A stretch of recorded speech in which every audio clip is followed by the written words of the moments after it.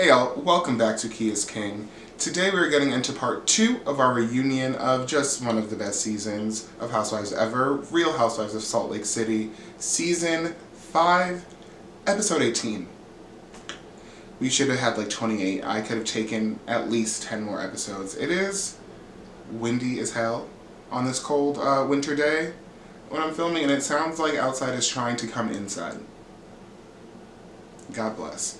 But we are starting with the resuming of John Barlow, who thinks he is fucking tough for some reason. But he and Lisa against Bronwyn and Todd, old man Todd. And John was telling people to watch their tone. He's reminding Todd that this is a friendly environment. Sir, your wife is the most hostile terrorist on the couch. We don't know anything about friendly environments over there. Like, literally, please. But we are... Meredith and Angie, they don't need to rehash a thing. Like, I know the reunion is for rehashing. They don't need to do that. They need to cease the rehashing immediately. Because every time they even mention having a disagreement, these women are just screaming at each other. Just screaming. So... they are rehashing the whole Sean gay drama, what Monica said, what she didn't say. Monica was on camera the first time around. She said that Meredith was spreading the rumors about Sean sleeping with gay people. AKA that Sean was gay. And then the second time she said that it was in the Salt Lake City streets, the Utah streets. But Meredith, Big Mayor, as she's known on the streets when she gets mad, is threatening to storm off the reunion. She will leave right now if they do not play the exact clip at the reunion. And Andy's like, whoa, Mazel Mami, like, calm down. He's like, I'm agreeing with you, we're agreeing with you, but you need to turn them hearing aids up. Please, Meredith, don't sue me because you have hearing aids and I happen to mention that you have them. I know that's your style. So, they're fighting about that. Andy brings it to a close and calms Meredith down so she doesn't have to storm off. Seth is like, and we'll get to this later because I mentioned it, but we can talk about it more than once. Seth is weird, and I love Seth. I would do some things to Seth, but he's being very weird this season. I don't know if he took one of Meredith's pills and it's not reacting well with him, but something was off all episode. I was like,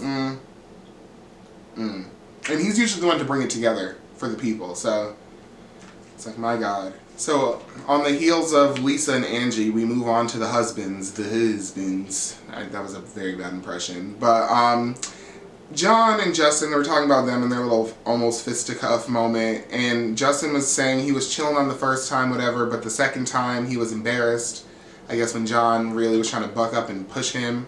So they're talking about all their shit. Whoop-de-whoop, la-la. Like, I don't even know what I'm doing.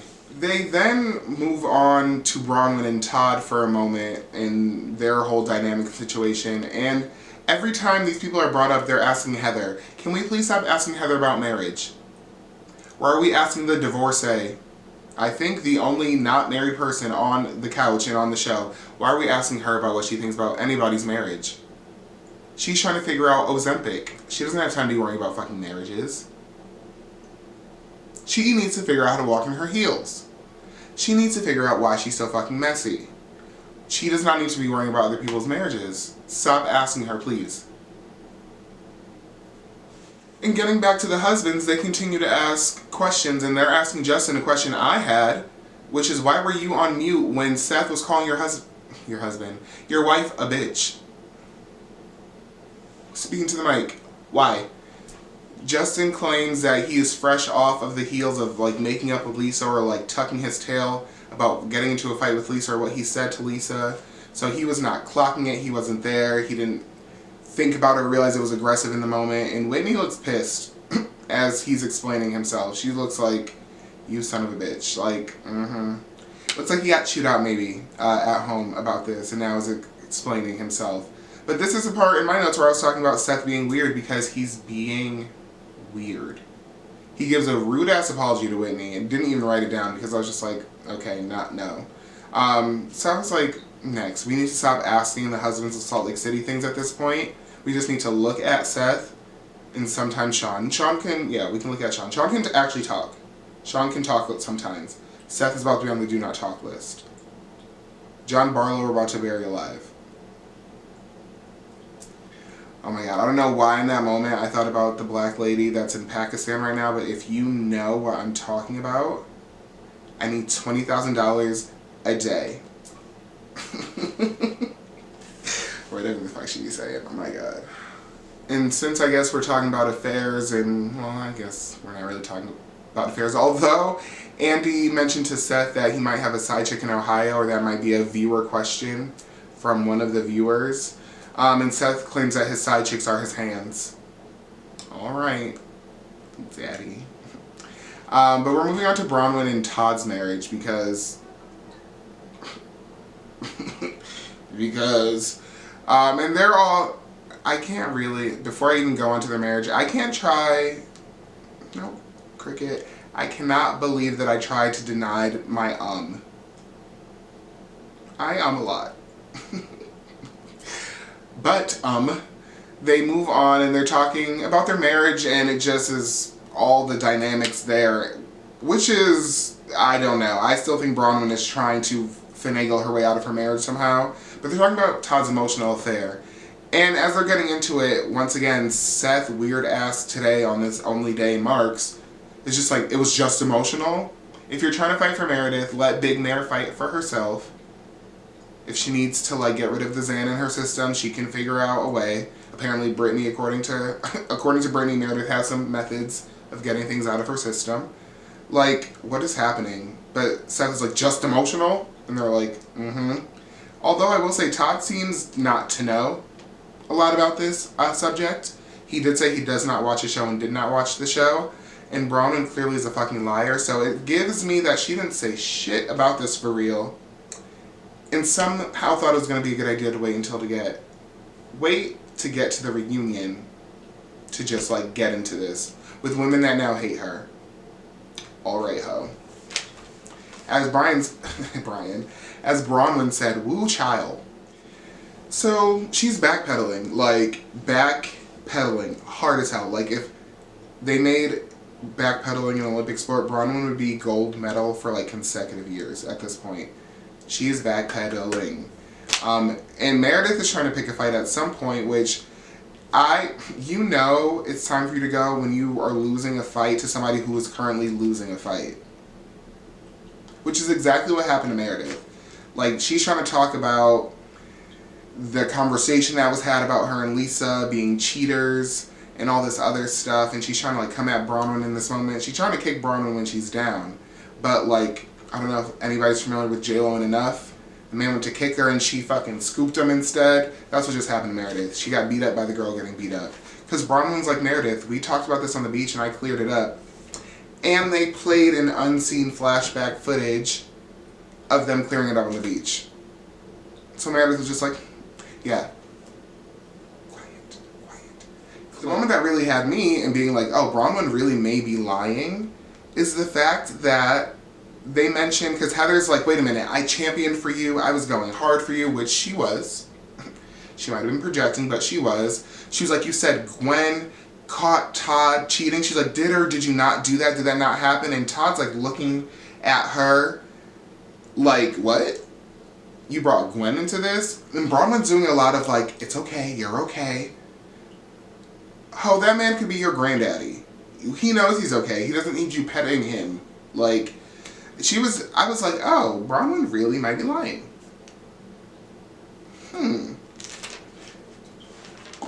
Bronwyn is disappointing as hell. She's mad scary, as I put in my notes, because as they are breaking in to let the husbands go, all whatever, she's like, oh, Todd, no, wait for John Barlow to go. He's been acting very spicy. He told you to watch your tone. John Barlow's not going to attack your grandpa husband. Like, why are you, like, waiting to go for Lisa and John? Like, if you did not catch that, I just rolled my eyes to fucking Mars. Girl, bye. Goodbye. Goodbye. Ooh, I love reality TV, but I hate a dumb bitch. Which is literally half of reality TV stars, if not more. What does that say about me? They move on when they come back from their little penis break or departure. And they're talking about Mary and Robert Jr. and just how brave he was and how bold he was to talk and how great Mary handled it. Everybody's crying. I was crying. Whitney was over there silently fucking, spiraling, trying not to look at anybody. Which leads her to talk about her dad, who she has not seen or talked to since season 1. He and his wig are still addicted, which is not funny. It's very sad. The addiction, not the wig. But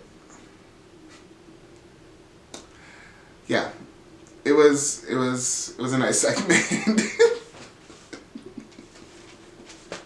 But what got me during this whole thing was that Meredith just looked salty the whole time they were talking about Robert Jr. and Mary and Angie's like relationship, because I think we touch upon that again. Oh yes, because we're talking about how Mary was engaged and doing stuff and like just showing up more, and she's like, well, my friendship with Angie was different. Like, I really had somebody that I genuinely was there for me, supported me, loved me, encouraged me, involved me, and Meredith was just sitting there looking stupid the whole time because you were a fake friend and you're mad. Don't be mad at Mary. But Mary's like groveling to Meredith at the end and was like, Meredith was a good friend to me. It was just different. We know what that's code for. Ma'am. Ma'am. Stop playing with Angie and us. Because Meredith and Mary get up to hug because they love each other. And Mary has the nerve to look at Angie and go, you need to fix it with her, Angie. I love her. Aren't you the same culty bitch? Aren't you the same one that was ready to get rid of Angie because she went to go check on Brittany because she was crying? Now you're hugging Meredith and saying Angie needs to get right with her because you love her. Mary, do not piss me off. I spent all season saying nice things about you. These are the 2 instances you were about to piss me off and they're revolving around Angie. So don't play with Angie and don't play yourself with these women at that. But talk about roll my eyes to Mars. I rolled my eyes into like the last lifetime with that one. I was so, every time I think about it, my eyes just start to roll. I have to close them like, girl.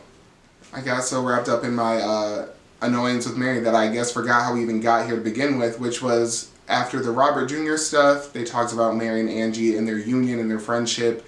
And Andy, so many Andy, Mary, Meredith, so many of those fucking things happening in Salt Lake City. But Andy asked them, like, were they surprised about Mary and Angie? And everybody was shocked. Nobody could fucking say they were shocked because they're all low-key prejudiced or racist, probably.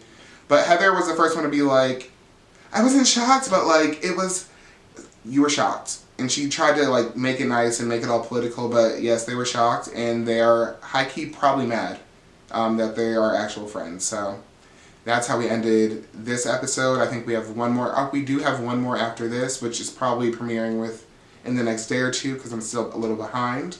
But we have Brittany coming, and although Weird Ass Brittany is her now government name, is weird indeed, she's going to be bringing a lot, I'm hoping. So I'm hoping this last part ends with fireworks. But that was it. Thank you for your time. Thank you for watching. Hope you had a laugh or two. Hope you come back for more. Do not forget to comment, like, and subscribe. And I'll see you soon for something. Bye.